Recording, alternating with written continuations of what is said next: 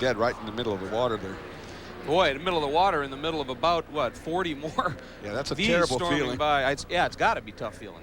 Yeah. In a little twist of irony, the benefactor of that becomes Jacques Lazier. Oh, see what we were talking about?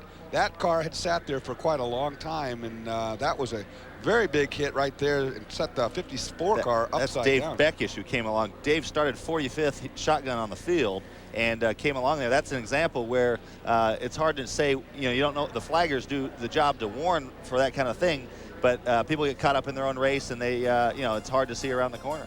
Well, Jacques Lazier now, your leader in Formula V. We'll be back to pick up the green in a minute. Back at Mid-Ohio, there's number 54, Dave Beckish, the New Englander Northeastern Division driver.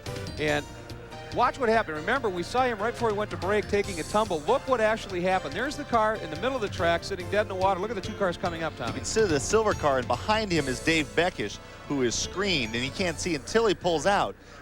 So in a way, that's understandable. But if you know the rules, when there's a waving yellow, you know there is an incident that is imminent and dangerous right in front of you. And so it is your responsibility to not do anything, including pull out, until you can identify the hazard. So no one feels worse about it than he does at this point. Let's hope everyone's okay. I mean, that's a heck of a tumble for himself. But that's why exactly why the corner workers are there, and they are your eyes and ears on the course. That's a tough ride. Now, obviously, I mean, I would guess sometime in your guys' career, you've been on the roof, as they say. That's not a comfortable thing to have happen. No, that was a real big hit, no question about it. And the bad thing is that car was sitting in the middle of the track there for probably close to a half a minute or so before that accident happened. So like Tommy said, there were flags at that scene, and you gotta think about that a little bit, because an accident like that is a pretty big accident. He tried very hard to get back in line after he popped out and saw the car sitting there. He tried to one time to move back, but they locked wheels, and that surely put him on. And that was a very big hit, no question about that.